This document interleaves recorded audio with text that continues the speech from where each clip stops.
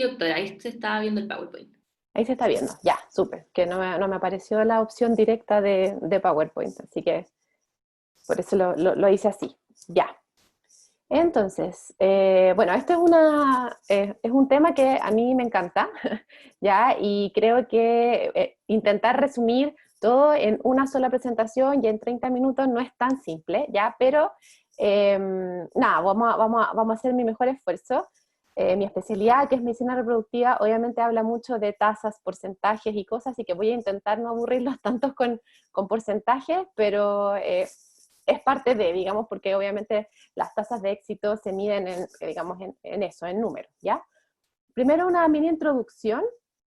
La edad promedio del primer hijo en mujeres en Europa ha ido aumentando con el tiempo y esto es algo que se ha visto en los países desarrollados y también como el nuestro que está en vías de desarrollo.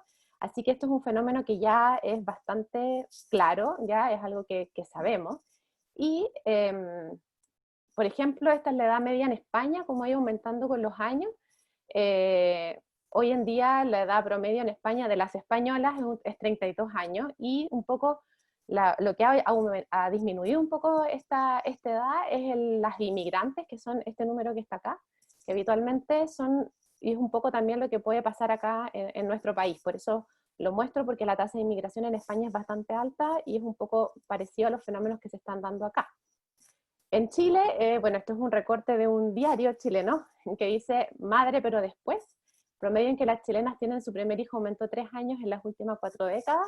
Esto es algo que está pasando, así que efectivamente es una realidad que tenemos que enfrentar y les voy a contar más o menos por qué nos preocupa y cuáles son las implicancias que esto podría tener, ¿ya?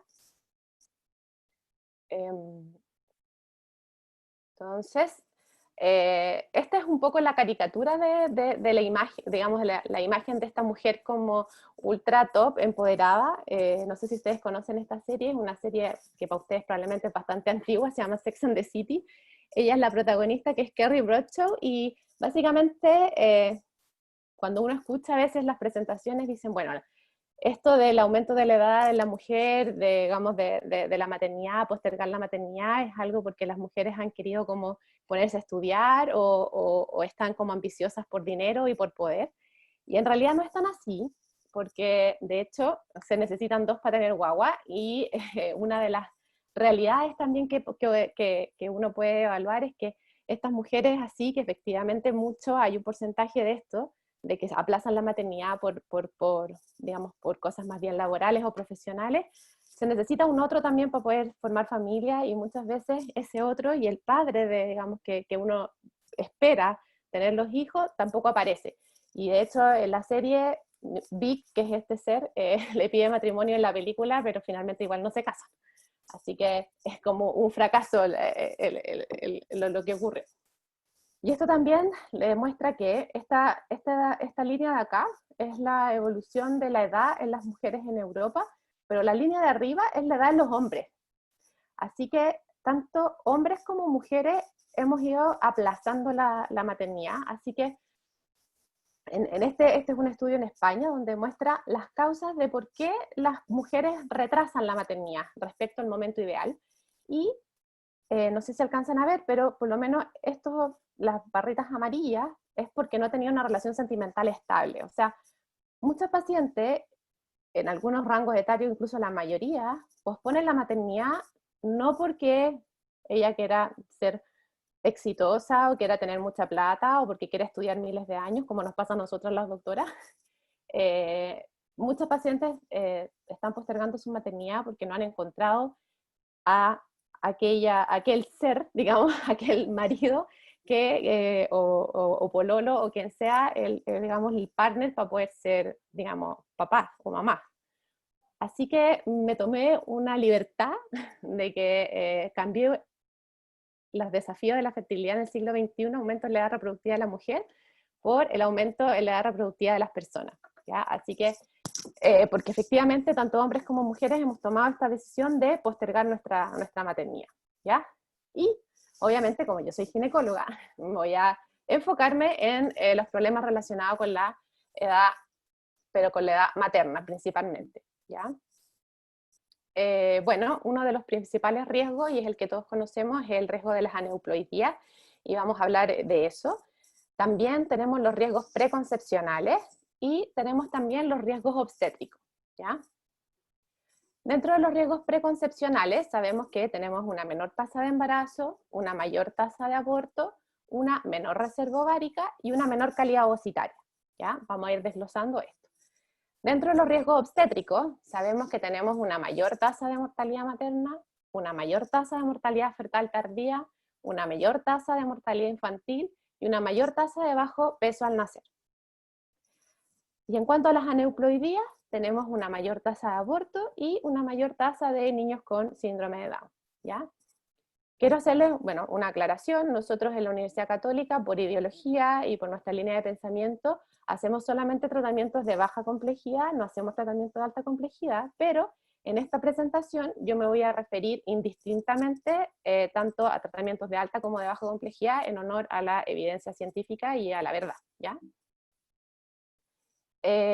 Vamos a hablar primero del tema de las aneuploidías. Yo lo dejé un poco al principio porque es uno de los temas como más enredados, por decir así, y que es difícil como de decir un poco es más fácil. ¿Ya? Esta es un trabajo que muestra 15.169 biopsias de embriones, ¿ya? De pacientes que fueron sometidas a tratamientos de fertilidad, independiente de la causa. ¿Ya? Estas barritas azules que ustedes ven acá son los embriones que fueron euploides, ¿ya? O sea, los embriones normales genéticamente. Y las barritas rojas y las barritas verdes y las moradas son aquellos embriones que fueron aneuploides, ¿ya? Acá está la edad de los pacientes, y nos damos cuenta que en las edades extremas, por ejemplo, en las más pequeñitas, y a medida que va aumentando después la edad, la tasa de aneuploidías va aumentando. De hecho, las barritas ustedes ven cómo cambia digamos, la proporción, es impresionante, ¿ya? Y vamos viendo cómo va disminuyendo la tasa de embriones euploides, o sea, de embriones sanos genéticamente.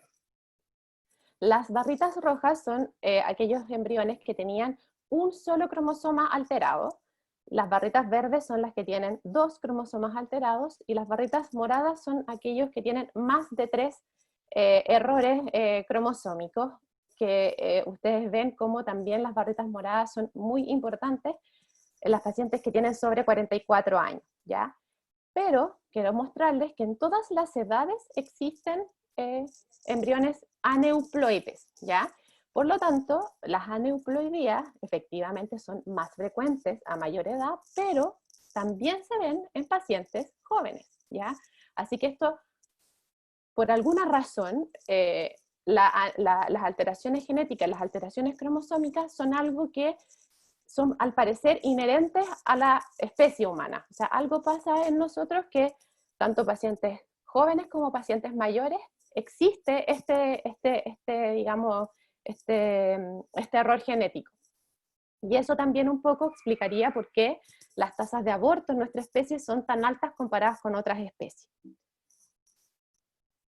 Entonces, esto es un estudio que es uno de los pocos estudios randomizados que compara la fertilización in vitro con evaluación genética preimplantacional versus pacientes que no se hacen la evaluación de las biopsias de los embriones en pacientes con avanzada edad reproductiva, ¿ya?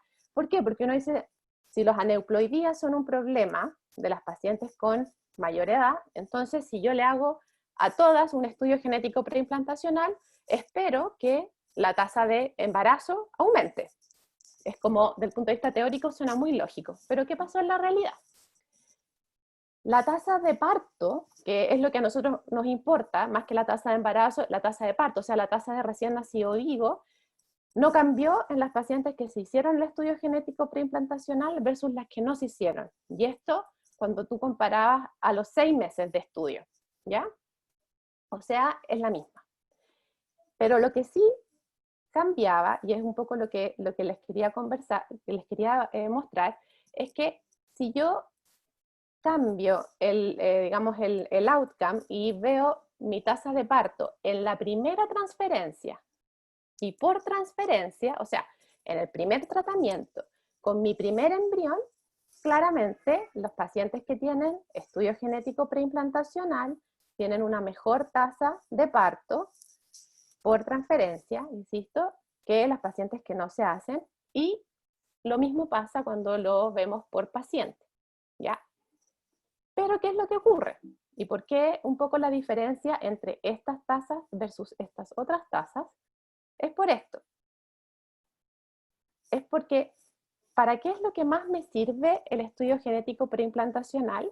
Es que la tasa de aborto de mi primera transferencia es increíblemente menor en las pacientes que se hacen estudio genético preimplantacional versus aquellas que no se hacen el estudio genético. ¿Ya? De un 2,7 a un 39%, pero este es en mi primera transferencia, ¿ya? Y aquí también está la gran diferencia. ¿Qué porcentaje de pacientes se hacen finalmente una transferencia? Si es que yo estudio a mis pacientes que se hacen screening genético, voy a tener muchos pacientes que no van a tener embriones para transferir, porque todos sus embriones son genéticamente alterados, por lo tanto, hay un 30% de pacientes, un poquito más, 32% de pacientes en que nunca van a tener una transferencia. Entonces, esos pacientes no cuentan en esto de acá, en este buen porcentaje.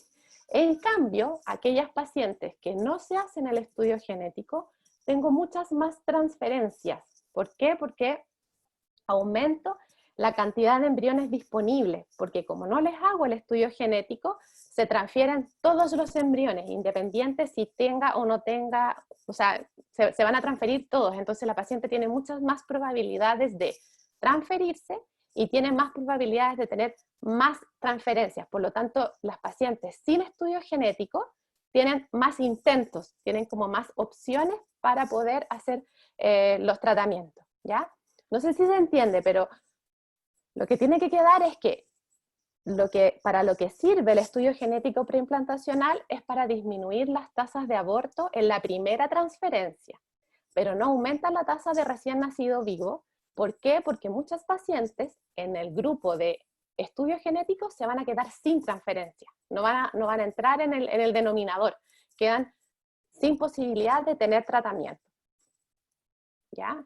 Y después de esto tan como teórico y enredado, les quiero explicar un poco más, digamos, un poco, de una forma un poco más fácil que se me ocurrió, como más didáctica, explicarles un poco esto de la calidad ovocitaria y por qué pasa esto de las aneuploidías y las tasas de aborto tan altas y todo lo que estábamos conversando. ¿Ya? Imaginémonos que esto es un ovario. ¿Ya? Acá nosotros tenemos 10 folículos antrales, que vamos a conversar más adelante de qué significa, pero básicamente son 10 óvulos que tiene la paciente disponible para este mes, ¿ya? Que vendría a ser como la reserva. De estos 10 óvulos, yo voy a tener óvulos de mejor calidad y óvulos de peor calidad, ¿ya? Esto yo lo hice tratando de asimilar un poco al fútbol. Yo soy súper futbolera, me encanta, y cuando llegué a España, justo nosotros íbamos al Mundial, los hombres, y estaba Alexis, que es un muy buen jugador, y en ese tiempo era muy buen jugador, era como la estrella de nuestro equipo, y otros dos que siempre estaban en la reserva, que uno era del Colo-Colo en ese tiempo y otro de la Chile, por eso traté de poner las cosas así, que no eran muy buenos jugadores, honestamente, ¿ya? Entonces, ellos nunca salían a jugar. Entonces, ¿qué pasa? Que si esto obviamente lo tuve que cambiar a todo esto. ¿Por qué? Porque cambió la historia y los hombres no fueron al mundial y nosotras las mujeres sí. Entonces cambié mi ovocito para que la de buena calidad era la Christian Endler y los otros dos son los de mala calidad igual, ¿ya? Entonces, ¿qué pasa? En una paciente joven, acá se supone que tengo mi hipófisis, ¿ya? Entonces, en una paciente joven, proporcionalmente yo voy a tener muchas más Christian Endler que los otros, ¿ya? Por lo tanto, de mis 10 folículos antrales que tengo, ya voy a tener 7 de buena calidad y 3 de mala calidad. Entonces, ¿qué pasa? Que la hipófisis, con poca FSH, el ovario funciona. ¿Por qué? Porque la Christian es de buena calidad y tiene muchos y expresa muchos receptores para la FSH, tiene bioquímicamente muy buenas cascadas de comunicación intracelular, por lo tanto, con un pequeño, digamos con una pequeña cantidad de FSH, logramos que crezca ese folículo antral, se desarrolle y se ovule finalmente, ¿ya? O sea, es como la que sale a jugar. En cambio, en una paciente de mayor edad, con menor reserva ovárica, me va quedando la reserva, me va quedando lo que queda nomás. Probablemente las Cristian se las gastó cuando era más joven, y la hipófisis tiene que dar más FSH, o sea, tiene como que gritarle a los ovarios con la FSH para que intentar que alguno de estos, que tienen menos densidad de receptores para la FSH en sus membranas, tiene, digamos, menor capacidad de señalización intracelular bioquímicamente, finalmente, o no se ovulen, y por eso es que las pacientes que están perimenopáusicas tienen ciclos ovulatorios y anovulatorios, o el que se ovula es lo que hay, por lo tanto es un óvulo de mala calidad el que se termina ovulando. Y además son menos, porque en vez de 10 probablemente va a tener 5, 4, ahí lo vamos a hablar. Entonces, lamentablemente o no ovula como les contaba, o la calidad de ese óvulo es menor, y si yo le hiciera un test genético preimplantacional al embrión que logramos gracias a la ovulación de cualquiera de estos de acá, probablemente va a ser un embrión aneuploide, o sea, un embrión que tiene problemas genéticos, ¿ya? Eso en cuanto a las aneuploidías, ¿ya? En cuanto a cuáles son nuestros problemas preconcepcionales, bueno, aquí tenemos dos conceptos que van de la mano, pero no necesariamente son lo mismo, ¿ya? Está el concepto de calidad y de cantidad de óvulos, que estos dos conceptos nosotros tenemos que tratar de ponerlos en una balanza. Habitualmente, como les digo, va de la mano, porque a medida que la paciente aumenta su edad, disminuye la calidad y la cantidad de óvulos, pero tenemos otros casos de pacientes jóvenes que pueden tener una menor cantidad de óvulos y quizás su calidad no se ve tan afectada, ¿ya? Normalmente la edad afecta más la calidad, y también afecta la cantidad, pero a veces, como les digo, pacientes jóvenes pueden tener una cantidad un poquito menor sin tener tan mala calidad ovocitaria, ¿ya? Para esto tenemos los test de reserva ovárica, que los dos más importantes son la hormona antimileriana y el recuento de folículos antrales. Estos dos siempre están como en la pelea, y hay un montón de evidencia y un montón de papers intentando buscar cuál de los dos es mejor. Hasta ahora sigue la pelea, hasta ahora seguimos usando ambos indistintamente, porque son los que han demostrado mejor, digamos, relación con la cantidad de óvulos que uno puede lograr en un ciclo de fertilización in vitro, ¿ya? Porque de alguna forma todo este concepto de reserva ovárica nació gracias a la cantidad de óvulos que se pueden obtener para hacer un tratamiento de fecundación in vitro, ¿ya? La hormona antimileriana es una glicoproteína sintetizada por las células de la granulosa de los folículos antrales y preantrales. Por lo tanto, la gracia de la hormona antimileriana es que es independiente de la acción de las gonadotropinas, ¿ya? Y por lo tanto es independiente del día del ciclo en que se mida. Y en teoría, la hormona antimileriana uno la podría pedir en pacientes usuarios de anticonceptivos, por ejemplo. Lo normal es que sea mayor a 1, muy baja es menor a 0,7 y muy alta es mayor a 6.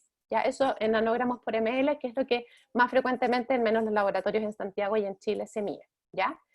El recuento de folículos antrales, un poco para recordar básicamente el ciclo folicular, tenemos los folículos primordiales, los primarios y los secundarios, que eso es imposible verlo, y estos son los que producen la hormona antimileriana, ¿ya? Pero esos no se ven a la ecografía. Y después de folículo secundario viene folículo antral, y que es el folículo que nosotros podemos ver en la ecografía transvaginal, porque es el que mide entre 2 a 8 milímetros, ¿ya? Así que este es el que nosotros podemos medir, y es el que nosotros vemos finalmente en el día 2, 3 de la regla de la paciente, ¿ya? Después de ahí sigue su desarrollo hasta que uno de todos estos folículos antrales va a ser finalmente el folículo preovulatorio, que en mi caricatura sería la Christian Endler. Se realiza el examen, como les contaba, en el día 2, 3, 4, máximo 5 del día menstrual, o sea, en la fase folicular precoz.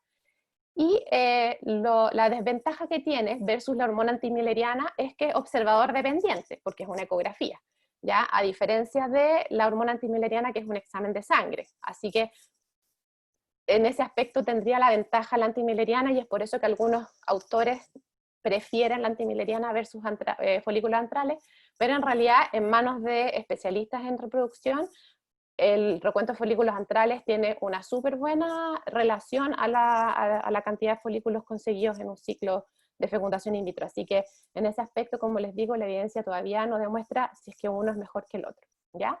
Y este es un ejemplo de cómo nosotros vemos los folículos antrales en la ecografía. Cada uno de esos pelotitas, mal llamados quistes, que le llaman a las pacientes con ovario poliquístico, que no son quistes, son folículos antrales, ¿ya? Entonces, lo normal es tener 12, o sea, 6 por ovario, y muy baja es tener 6 en total, ¿ya? Se suman los dos ovarios, digamos. Entonces, esta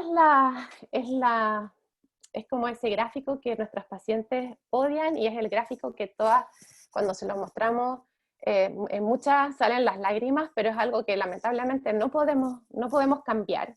Es un gráfico que se repite en todas las culturas, en todas las razas, y es el gráfico de la edad versus la fertilidad y versus los abortos espontáneos, y nuestra tasa de fertilidad va decayendo con los años, y lamentablemente después de los 35 esto cae, pero abismantemente, y lo mismo pasa con la tasa de aborto, que es muy baja mientras más jóvenes somos, pero de los 35 en adelante, ¡pum!, aumenta hacia arriba, ¿ya? Así que esto es algo que es lamentable, pero es así, es una realidad, no la podemos cambiar, así que es algo que le tenemos que conversar a nuestros pacientes, y también a nuestras internas de medicina, porque muchas de nosotras posponemos efectivamente esto porque queremos hacer el internado, o nos vamos de general de zona, y después queremos hacer la especialidad, y después la subespecialidad, y después la sub, y pasa esto, y se nos pasa un poco el tiempo, ¿ya?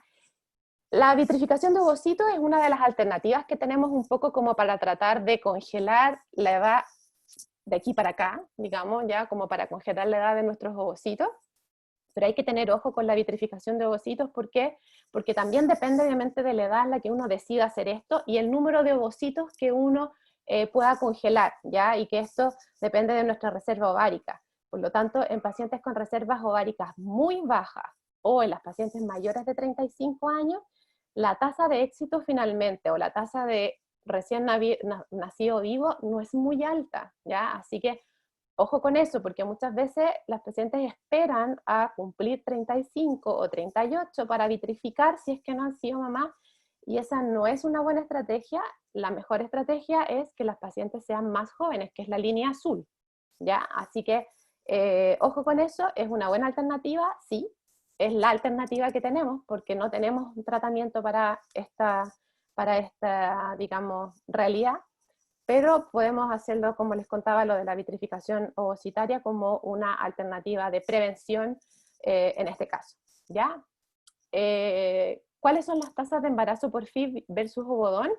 Estas son las tasas de fecundación in vitro, ¿ya? Así que para que veamos que la fecundación in vitro no es la octava maravilla, efectivamente después de los 35 años también las tasas de éxito, incluso con una fecundación in vitro, bajan. La única que se mantiene muy estable y muy alta son las tasas de éxito por ovodonación, ¿ya? Y eso se mantiene alta durante, obviamente, toda la vida. ¿Por qué? Porque la tasa de éxito depende de la edad de la donante y no de la receptora. Así que habitualmente en las clínicas donde se hace ovodonación, las donantes son muy jóvenes, están entre máximo 25 años, entre 20 y 25 años, por lo tanto las tasas de éxito son bastante altas y son las mejores, ¿ya? Una reflexión sobre la ovodonación: creo que sí, efectivamente es una muy buena técnica, es la técnica que ofrece las tasas más altas de éxito, las tasas más altas de embarazo, las tasas con menor tasa de neuploidías, obviamente, así que sí, es una muy buena alternativa, ¿ya? De hecho, si es que uno busca, esto fue una búsqueda en Google que yo hice, si uno busca ovodonación, hay muchas clínicas que se ofrecen, en Santiago también hay varias clínicas que trabajan con ovodón. En el mundo cada vez tiene más cabida, porque es la solución en pacientes que tienen más de 40 al menos, ¿ya?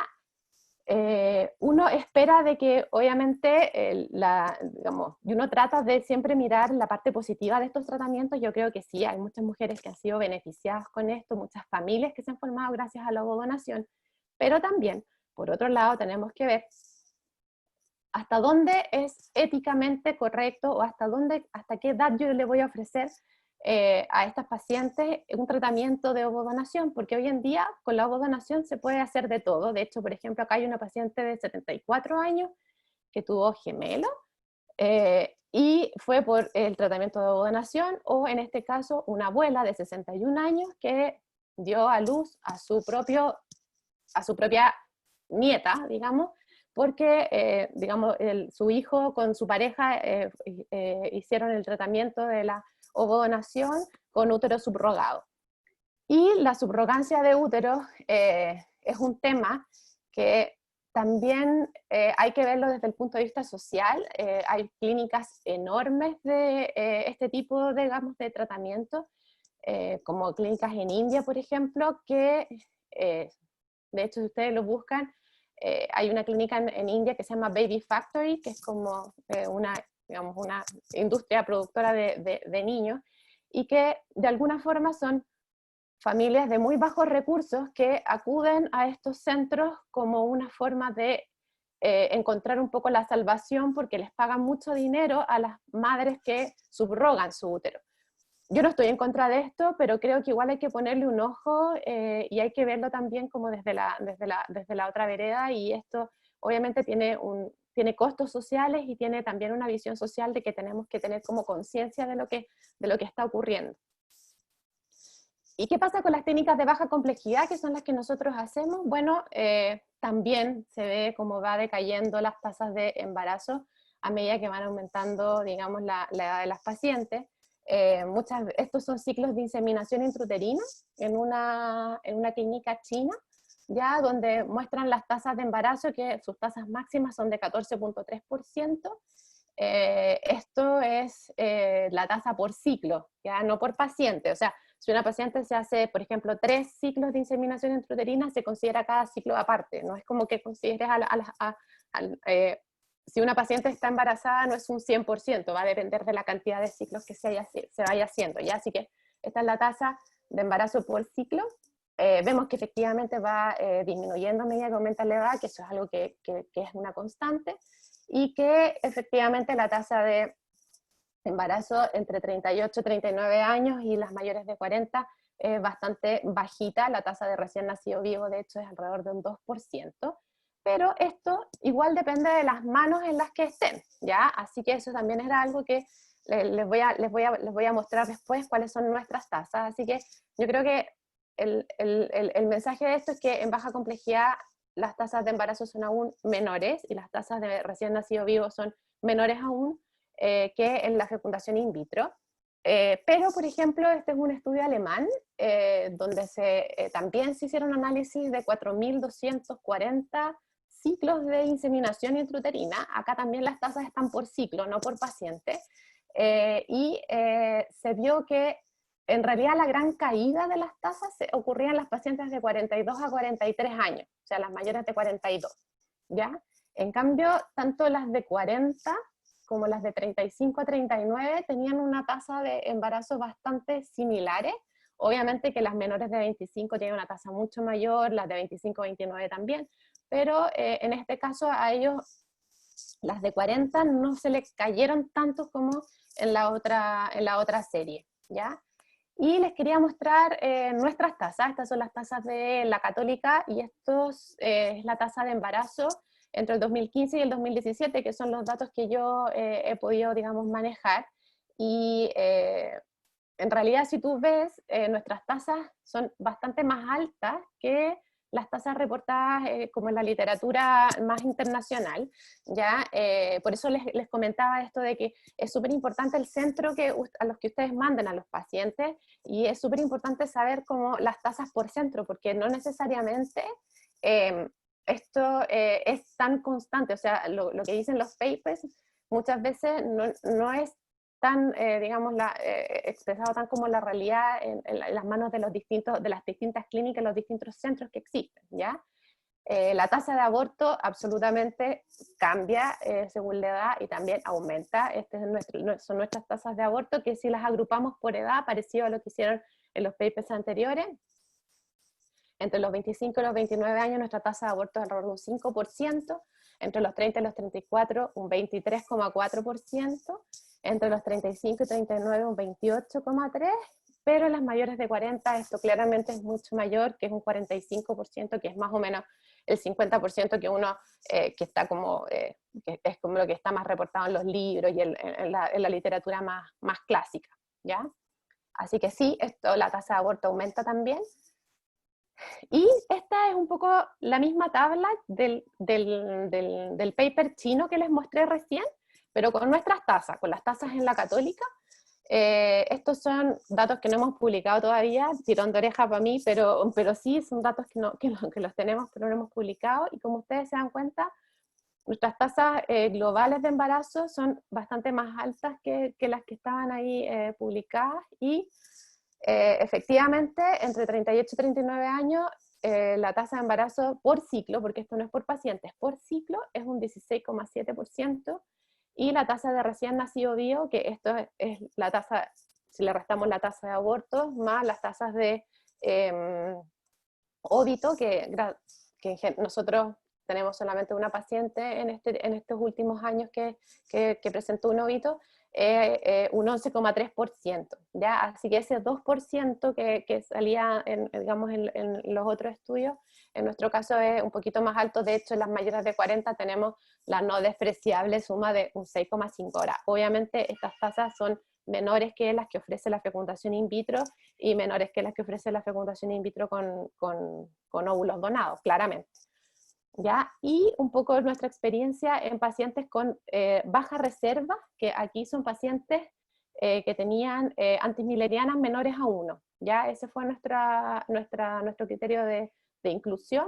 Tenemos 191 ciclos, de los cuales son 98 pacientes. Eso es lo que yo les explicaba, que hablar de ciclos es distinto que hablar de pacientes, porque el denominador va cambiando, ¿ya? La edad media eran 36 años, y la antimileriana media era súper baja, 0,49. En general, todas estas pacientes tenían indicación de fecundación in vitro por su nivel de antimileriana, pero lamentablemente en Chile muchas de nuestras pacientes no pueden hacerse fecundación in vitro, no porque no quieran, no porque sean ultracatólicas, sino que porque no pueden pagar la fecundación in vitro, porque en Chile la fecundación in vitro es carísima. Un ciclo vale aproximadamente 7 millones de pesos, entonces son 7 millones de pesos por intento. Por lo tanto, muchas pacientes, por mucho que quieran, digamos, hacerse una fecundación in vitro, no van a poder costearla, y por eso es que acuden un poco a nuestro centro como una alternativa. Nosotros no le hemos cerrado las puertas, sabiendo que quizás la mejor alternativa en ellas era una fecundación in vitro, pero efectivamente nuestra tasa por ciclo es un 13,1% de embarazo, pero por paciente, o sea, si nosotros contábamos de estas 98 pacientes, un 23% se embarazó y esta es la tasa de recién nacido vivo. Así que esta es la tasa por paciente de embarazo, pero de embarazo con recién nacido vivo. Así que es una tasa bastante aceptable pensando en la antimileriana, digamos, media. Pero estos son pacientes que la edad media son 36 años, por lo tanto es un grupo que efectivamente se considera de avanzada reproductiva, porque de los 35 en adelante son de avanzada reproductiva, pero también habían algunas pacientes menores. Así que sí, esa es como nuestra experiencia, ¿ya? ¿Podemos mejorar la reserva ovárica? No, lamentablemente la respuesta para esto es no. Se han intentado varias cosas, como el uso de protocolos largos, o el uso de testosterona, o de hidroepiandrosterona previo al ciclo, el uso de antioxidantes, el uso de anticonceptivos previo al ciclo, la preparación de antrales con estrógeno, pero nada de esto tiene una evidencia de buena calidad. Casi todos los estudios son más bien retrospectivos, o si es que son prospectivos son caso y control, no están comparados contra placebo. Hay hartas publicaciones de esto que muestran como la experiencia de los centros, especialmente en el uso de testosterona, que son bastante como prometedoras, para aumentar el número de ovocitos recuperados en una fecundación in vitro, que es distinto a la tasa de embarazo logrados con esos ovocitos. Por lo tanto, sí hay alguna evidencia que esto podría aumentar, como les digo, la tasa de ovocitos recuperados, pero sin aumentar la tasa de embarazo. Por lo tanto, un poco lo que yo, si nos vamos a mi caricatura del ovocito con los futbolistas, es como que quizás yo logro sacar más reserva ovárica, pero los de buena calidad son los que son, y probablemente con esto yo logro despertar más ovocitos, pero esos ovocitos que despierto son los Felipe Flores, o sea, los que no eran muy buenos para el fútbol, y los mejores quizás ya son los que van a salir igual, ¿ya? ¿Podemos mejorar las tasas de embarazo? Sí, aquí la respuesta es sí, podemos mejorar las tasas de embarazo, pero también la evidencia que tenemos para esto no es tan buena. A ver, la aspirina preconcepcional es un tema, efectivamente hay algunos que son detractores totales de la aspirina preconcepcional, pero hay un estudio muy grande que no es contra placebo, sino que es un estudio observacional enorme que juntaron todas las pacientes que habían usado aspirina en algún momento del embarazo por algún tipo de indicación, y se dieron cuenta que las pacientes que empezaban con aspirinas preconcepcionales y que tenían historia de al menos un aborto, o sea que puede ser bastante parecido a nuestras pacientes de edad materna avanzada, se benefician del uso de aspirina, pero preconcepcional. Por lo tanto, para esto nosotros debiéramos saber el momento de ovulación y en ese momento indicar digamos, la aspirina. El apoyo a fase lútea también es un tema súper controvertido. Hay hartos papers en pro, en contra. Aquí sí hay comparación contra placebo, y en realidad lo que se dice es que sí, en pacientes en pacientes que hemos tenido que usar algún medicamento para inducir la ovulación, ya sea para inseminación intrauterina o para fecundación in vitro, se benefician del uso de progesterona como apoyo de fase lútea. O sea, le aportamos progesterona porque los niveles de progesterona de las pacientes mayores o de las pacientes que requieren algún tratamiento por ovular sería menor, ¿ya? La vitamina D también es un tema que es controvertido, no existe mucha evidencia a favor, pero en pacientes con aborto recurrente, por ejemplo, las guías actuales incluyeron el tratamiento con vitamina D profiláctico, o sea, preventivo, digamos, como preconcepcional también, así parecido como a la aspirina, y incluso se ha usado el sildenafil como porque podría aumentar las tasas de embarazo en ciertas pacientes, porque la vasodilatación podría como mejorar la irrigación endometrial y eso mejorar las tasas de implantación, pero para eso no hay una evidencia de buena calidad. Son, como les digo, trabajos que en general lo que hacen es mostrar la experiencia que han tenido digamos, las clínicas de reproducción, pero sin digamos, un modelo o un método, digamos, muy apropiado, ¿ya? Ahora, en cuanto a los riesgos obstétricos, yo en realidad en esta presentación es un tema que no voy a tomar. En realidad mi subespecialidad, que es medicina reproductiva, se fija más en los otros riesgos que les comenté anteriormente, así que solamente les voy a dar algunas claves, que en realidad el consejo preconcepcional en este aspecto es, pero clave, ¿ya?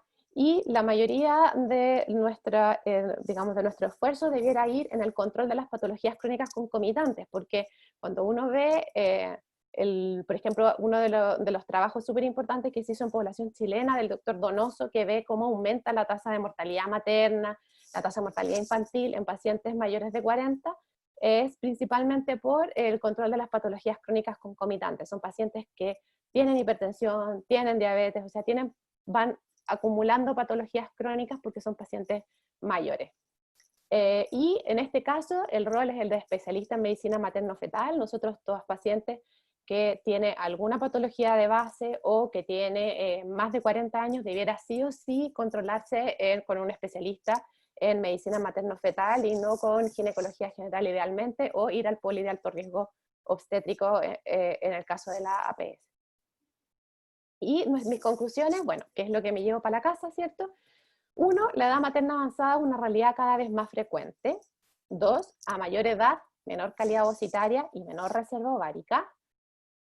La edad materna es el principal factor pronóstico de todo tipo de terapia de reproducción asistida, ¿ya? Por lo tanto, por mucho que yo le pida exámenes, que le mida la reserva ovárica, que la antimileriana, folículos antrales, lo que sea, la edad es siempre el principal factor pronóstico. Aún no existe un test de calidad ovocitaria, y eso es una de las grandes falencias que tenemos como reproductólogos, como especialistas en medicina reproductiva, así que mientras, digamos, es para nosotros como la caja negra, digamos, de la reproducción, el evaluar la calidad. Podemos evaluar la cantidad, que es lo que conversábamos antes, que la cantidad es evaluable con la antimileriana y el recuento de folículos antrales, pero la calidad de los óvulos todavía no la podemos medir. Los mejores test de reserva ovárica que disponemos son el recuento de folículos antrales y la hormona antimileriana. El screening genético preimplantacional aún no demuestra todo su potencial teórico. Yo creo que esto por acá creo que va un poco el futuro. Tenemos que probablemente mejorar las técnicas del screening genético preimplantacional para ver una evidencia un poco más robusta en los próximos randomizados, pero todavía no lo demuestra. Mientras no podamos identificar los ovocitos de mejor calidad, creo que la in vitro sola no tiene un gran impacto en edad materna avanzada. El tratamiento con mejores tasas de recién nacido vivo es la ovodonación. Lejos es el que tiene la mejor tasa de recién nacido vivo en este grupo paciente. Y la prevención que disponemos, que es la vitrificación de ovocitos, debe realizarse idealmente antes de los 35 años para maximizar el beneficio de la técnica. Muchas gracias, esa es mi presentación. No sé si alcanzamos a tener para las dudas. Doctora, muchas gracias por su presentación, estuvo súper clara y también súper empoderada, así que queríamos agradecerle por eso. Y efectivamente haremos una sola pregunta en honor al tiempo, así que vamos a habilitar a Macarena Canistra, que nos hará una pregunta. Hola, doctora. Hola. Bueno, sí, muchas gracias. La clase estuvo muy, muy buena. Y mi pregunta tiene que ver con lo que dijo al principio, con lo de la Cristiana Endler y todo eso. Que si se supone que como los mejores óvulos son los que salen primero, Sí. entonces, en teoría, una mujer que ocupa ACO durante muchos años de su vida, como no ovula, estaría guardando como esos óvulos de mejor calidad. Entonces, mi pregunta es si es que tiene mejores probabilidades, o sea, con mejores probabilidades de un embarazo exitoso versus una mujer de la misma edad que nunca ocupó ACO. Súper buena la pregunta, porque eso siempre me preguntan las pacientes. Digo, bueno, si yo uso un ano ovulatorio, voy a como a guardar mis ovocitos. No, lamentablemente los ovocitos nacen, o sea, desde que uno los genera cuando es un embrión, digamos, tienen una fecha de vencimiento. Ellos tienen un proceso de apoptosis, por lo tanto hay un proceso digamos, de muerte celular programada. Por lo tanto, si yo no ovulo, igual se van a morir esos ovocitos que yo sí hubiese ocupado ese mes, ¿ya? O sea, por ejemplo, en enero yo tengo 10 ovocitos en el lado derecho, 10 ovocitos en el lado izquierdo. Tengo 20 ovocitos, esos son mis antrales, ¿ya? 20. De esos 20 yo voy a ovular uno y los otros 19 se van a la atresia. ¿Qué pasa? Que cuando uno usa ACO, todos se van a la atresia, ninguno se ovula, pero la atresia es imposible de evitarla. Por lo tanto, sí o sí, se van a morir esos ovocitos en mayo del 2020. O sea, los ovocitos que yo tenía disponibles para mayo del 2020 se van a morir en mayo del 2020. Lo mismo que los antrales que yo tenía para junio y así sucesivamente. O sea, los ovocitos tienen una fecha como de muerte, que es la muerte celular programada. Así que independiente que ocurra o no ocurra la ovulación, la reserva ovárica disminuye igual. Lo mismo pasa en los embarazos, por ejemplo. Durante el embarazo, en los 9 meses uno no ovula, pero igual la reserva ovárica se va disminuyendo. Los óvulos igual se van como muriendo porque se van gastando. Pero, del punto de vista reproductivo, efectivamente, usar anticonceptivos nos previene de otras cosas, ¿ya? Por ejemplo, de la endometriosis. Que la endometriosis es, hoy en día, una causa súper importante de infertilidad también. Por lo tanto, si yo quiero, o sea, del punto de vista de la salud reproductiva de las mujeres, efectivamente, usar anticonceptivos mejora las tasas de éxito posterior. Si el problema es cuándo suspendemos los anticonceptivos, no es lo óptimo es suspender los anticonceptivos a los 37 para ser mamá, o suspender los anticonceptivos a los 36. Lamentablemente lo que dice la biología es que tenemos que ser mamás antes, idealmente a los 25, 26, 27. Y si no fuimos mamá a los 25, 26, 27, entonces tenemos que congelar óvulos. Ya, muchas gracias. Súper, doctora. Muchas gracias nuevamente y con eso estaríamos. Ya, súper. Que esté muy bien.